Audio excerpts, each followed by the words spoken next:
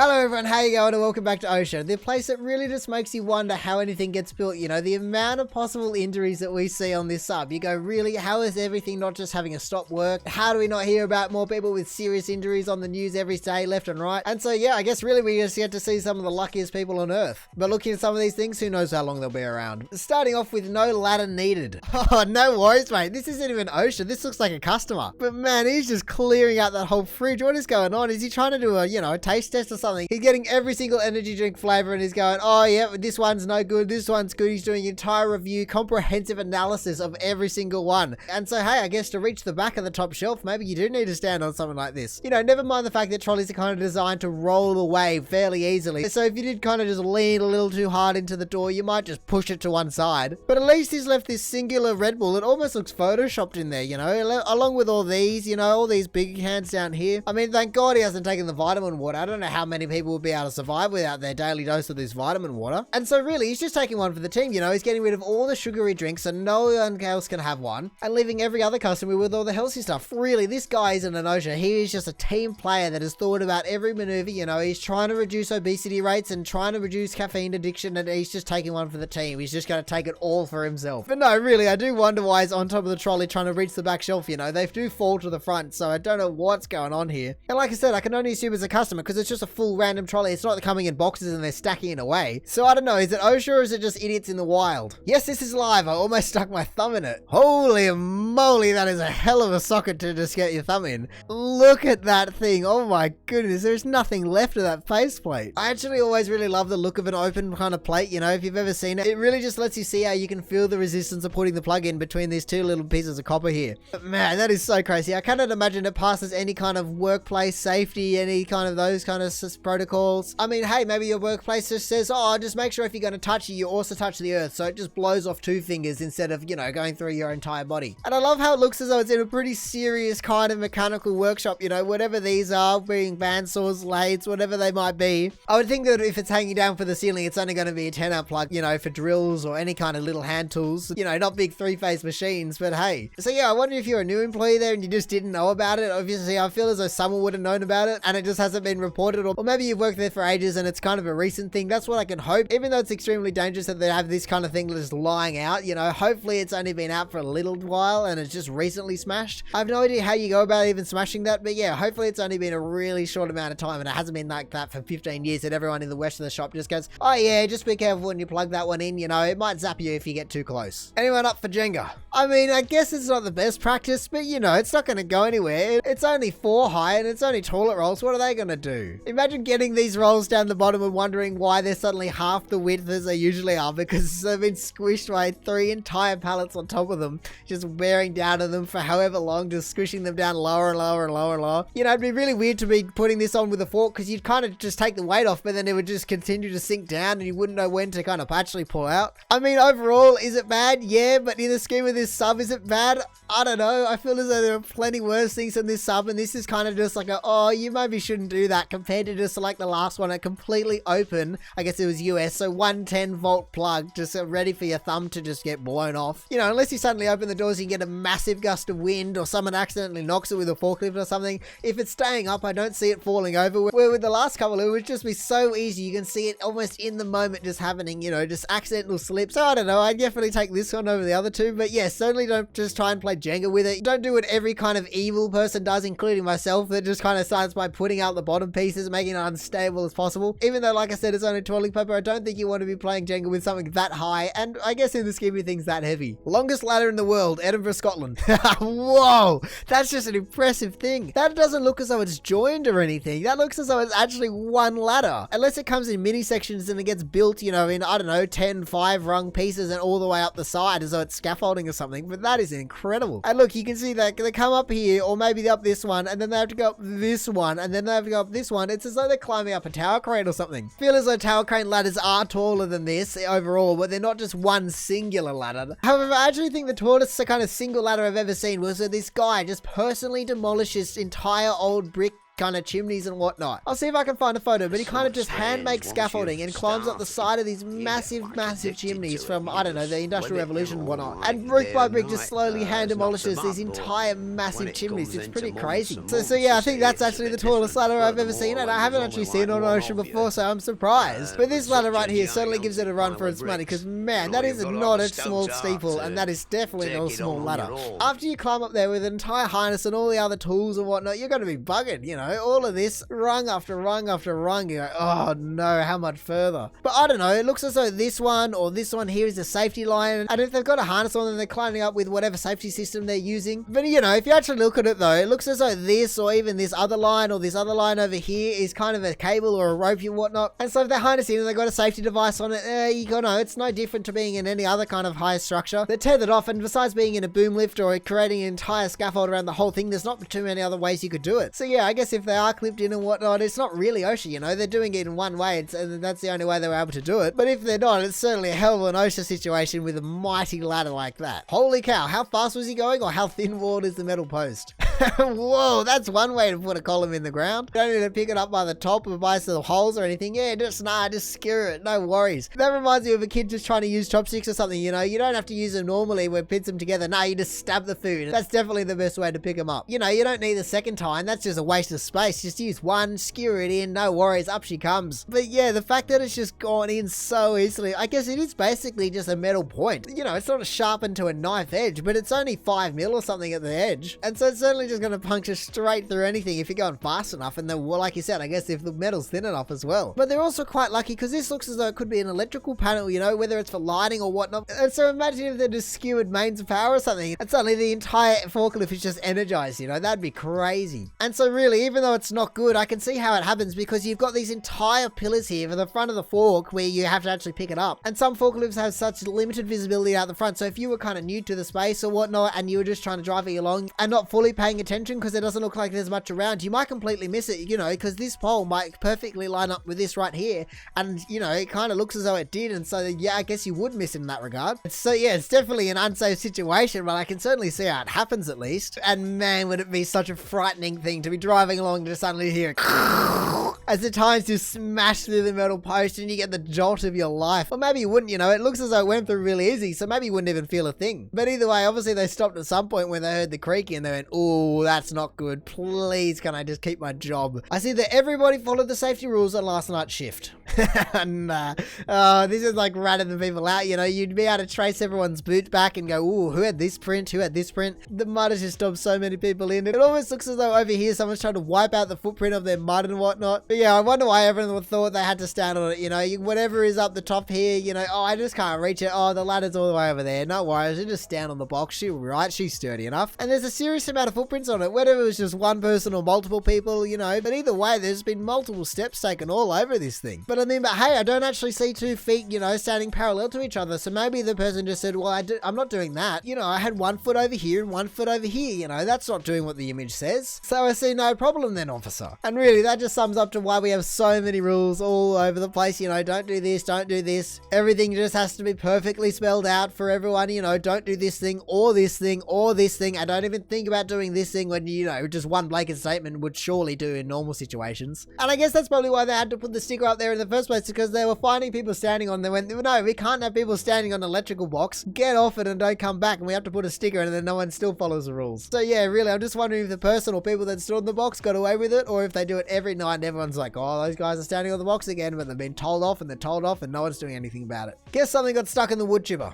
Oh man, that just looks so bad. Oh, and I've heard some horror stories of people going through wood chippers while their friends are out at lunch, you know, basically doing this exact thing but solo, and somehow the machine turned on and their friends come back and just witness an absolute horror show. Oh, I can't even imagine that. But yeah, I can really hope that this machine is completely off, you know, every e-stop, I don't even know. Like, I just feel as though it'd be so weird to be inside a machine like that. But what do, you know, if something gets stuck or something needs maintenance, you're gonna have to go into it. I can't imagine there being any other way to fix it besides actually, you know, hands-on. And also, I think the kind of weirdest thing that I'm seeing here is this guy looks as though he's ready to kind of pull on the guy in case something happens. Because, you know, these machines are auto feeders, so once you get stuck, you kind of can't pull yourself out. So, you know, if these guy's got his fingers and his hand and his arm stuck, he's not going to be able to pull himself out. So maybe that's what this guy's for, ready just in case or something. I don't know. I feel as though maybe that's a good thing. In the scheme of things, it's probably better to lose a hand or an arm than lose your life. But yeah, man, I cannot imagine. Really, there are just so many incredibly dangerous machines out there that can just obliterate anything, really, especially humans. And they get used every day with relatively, you know,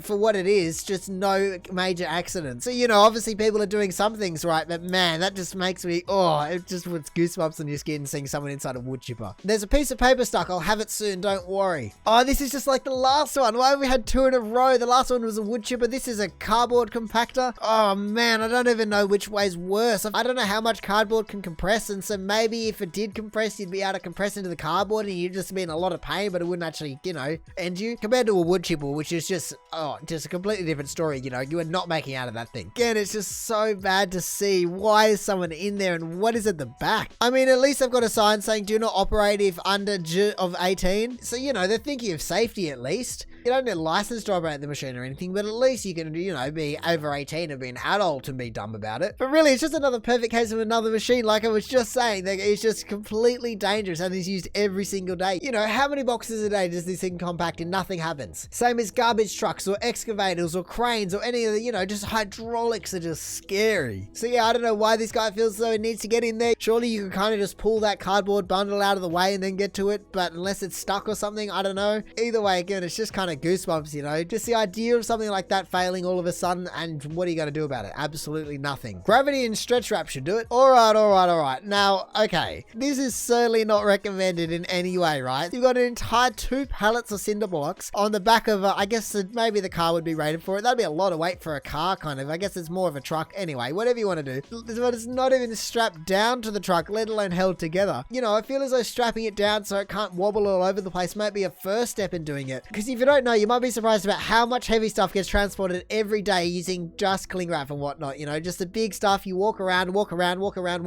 It must constitute to an incredible amount of plastic waste because you just do like 18 layers and it just doesn't go anywhere. That stuff is so strong. So I almost feel as though I am more faithful in the cling wrap than it actually just staying on the truck. You know, if you heavily brake or heavily accelerate, that thing is going off the back or through your entire cab. There's just no way that these things aren't just going all the way over the top of the car if you have to suddenly brake. It is just not happening. But if they're strapped down with, you know, even just one strap over the entire thing, that is just going to do such a huge amount of difference in the event of emergency. But I guess this Trayvac doesn't even look as though it has any tie down points, which is interesting. So it's not even designed to that, let alone having tilt up sides so it doesn't just completely just go off the back edge. Really, the stats just must be crazy about how many cars are damaged each year just from loose objects just going AWOL off roads, from people accelerating too hard, braking too hard, high winds, speed bumps, potholes, all of that kind of stuff can just throw it off the back of a truck. So yeah, really just comes down to a bit of common sense, which obviously this subreddit does not have much of, but a bit of common sense to just strap down the load. So in the case of emergency situation, it doesn't just go everywhere, you know, like I said before, it could just demolish your entire car and everyone else around you. It's shockingly easy. I feel as though I'm out of the loop on this one. I'm trying to think how this one would kind of work. Breaker finder is if just because they've got an entire open circuit, so they're trying to pump as many amps down as possible and try and trip the circuit. It must be something along those lines, you know, somehow they've got it coiled up in here, and when they plug it in, it just pops the whole circuit because it overloads. But man, I mean, I don't know if this is the most unsafe thing we've seen on here or whatnot. You know, it is kind of all looking as though it's shrouded or plastic covered. And I also don't know if there's a real tool for this. You know, I know about the pens and I know about a multimeter, but I don't know about how you actually identify the right breaker easily. So even though it does look like a homemade job, maybe it's all right and it kind of just looks dodgier than it is. I really have no idea in this situation. And I guess I also have to say that nothing on this subreddit should be attempted or tried to be recreated, because man, that is just one way to get completely cancelled. All of these things could lead to serious injury and harm. Is certainly not recommended. But it still doesn't take away from the fact that it's really interesting to see what some people can concoct like this thing. This eye wash station is legit. Oh, that's so gross. Imagine having that in the eye. That's not going to clean your eyes at all. You know, look at this kind of coppery scunge and whatnot. All that green on there. That's not mold. That's actually it kind of oxidizing and rusting away. I mean, unless it is mold as well, but it definitely has that kind of rusty green to it, you know, and it's leaked down here and all of that. And why is it full, you know? Did someone just have to use this? Hopefully not. Oh my goodness. But man, that definitely looks like a homemade job with just two shower heads pointing upwards. Because I'll chuck out the picture of a real one, you know, you can see it has kind of plastic caps and whatnot to keep it all clean. And I think it only has individual kind of jet nozzles. I think it's actually kind of painful on your face, but I think it's just trying to get as much water and dilute whatever it may be. Whereas this thing, you might as well just have a shower in the Thames or something. The amount of rust and the amount of lead and I don't know, whatever else that is going to be in these pipes. And then you just got to put that in your eye. I don't think it's going to be any better than whatever else you've got in your eye. I'm really just the most concerned by the fact that it actually has water in it. You know, first of all, why doesn't there seem to be any kind of drain or anything in here? You know, it just seems to be a bowl. And then, like I said, why is there water in it? You know, why does it look as though this little bit here is wet? I really hope that this foot down here tested it and they didn't actually use it because, oh my goodness, or someone else didn't use it. So yeah, I can't say I'd ever want to use this one, and I don't think anyone really should. And realistically, the worst part would be if you actually said something, they'd go, no, it is legit. What are you talking about? You know, it works just fine. We've never had to use it, but it works just fine. That's always the scariest part, when someone sees something like this and they report it and then someone says, no, it'll be fine. On the brink of obliterating someone. I mean, isn't that just oh no, I see. Actually, yeah, no, that is dodgy. Oh my goodness. Imagine if it was just kind of holding on by the plugs. At first I was going, no, it just kind of looks like an angled TV mount. What's going on here, you know? But you can't see the back, but we can only assume from this angle that it's going to be all right. And then you look left and you go, oh, I see what they're talking about. I mean, obviously we don't know how long that nail is, but yeah, it certainly looks as though it's on its way out. It is strange though, because obviously if that one is pulling out, you know, the bottom one isn't going to stop it from falling, so something's holding on still. Unless it just slowly vibrates its way out of the timber or whatnot, I don't see how it's just suddenly going to fall. You know, it's definitely not a good thing, but it's obviously held on for some amount of time, unless you caught it moments before disaster. Seeing this kind of thing though just makes me wonder how widespread and how many things worldwide are just teetering on the edge of catastrophe. You know, how many dodgy things you just walk under every day and you don't even know it, and it doesn't change your life at all. But if it did fall, it would be a hell of a change to your life. I mean, hopefully in this case, maybe it just kind of goes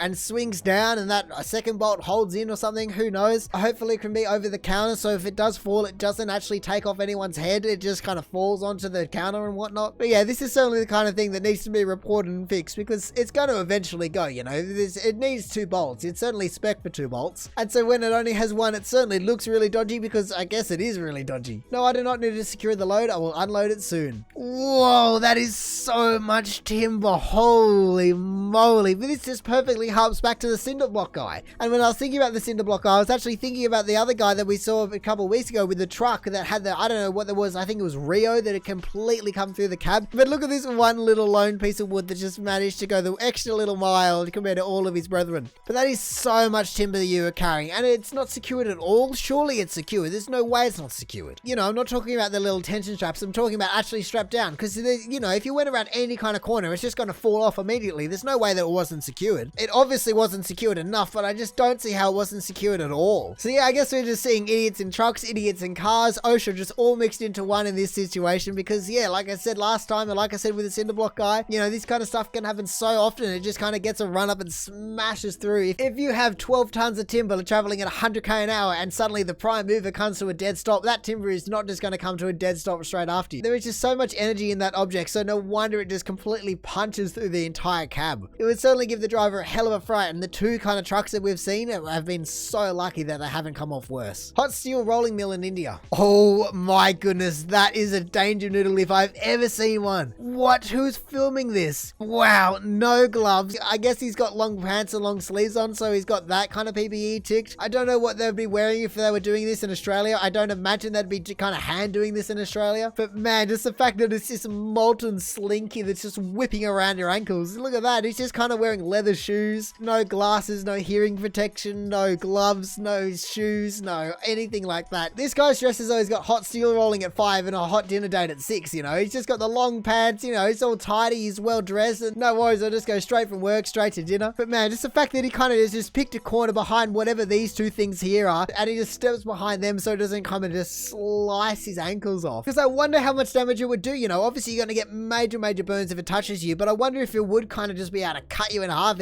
if it's whipping around that fast. And again, it just completely backs up my evidence of just machines that are so dangerous and are used every day, you know. I don't know how long this guy's been doing it, but I imagine he looks pretty adept in it, so I can only imagine that he's been doing it for quite a while. Or perhaps you just have to get good at it really quickly, or you're not going to be standing on 2 feet for very long. So yeah, all I can say is wow and ouch and oh my goodness gracious. And so the top of Osha is acid, you say? Stop putting safety goggles on this shelf. It's literally covered in acid. Oh my goodness. Yeah, you probably don't want to do that. Then you're going to have to run down to post 5 or whatever it was and use the eye shower. You know, that was going to be great for you. But yeah, definitely not recommended to put acid near anything kind of eye related or anything PPE related. Maybe keep those two things separate, you know, so you can go get your PPE on before you go and deal with the bad stuff. I mean, judging by the shelf and the fact that they've got baking soda and disposable gloves, it doesn't look like it's too kind of crazy acids. Maybe just hydrochloric or something, but that'll definitely still burn your eyes out if you get some in your eye. And really, just this one sign just sums up the whole thing of this sub and just having no common sense. But yeah, just stop putting safety goggles on the shelves. It's literally covered in acid. You know, they probably had another sign like the electrical box and the 2 feet saying no standing here or just an image or whatnot, and people were still doing it. And then so now they've had to resort to going, it's literally covered in acid. What are you doing? But really, I've just spotted that there is some safety glasses up here. So I don't know if they're talking about this shelf in particular or this entire shelving rack. I feel as though you should almost have an entire separate shelving rack, you know, just kind of keep it all away. But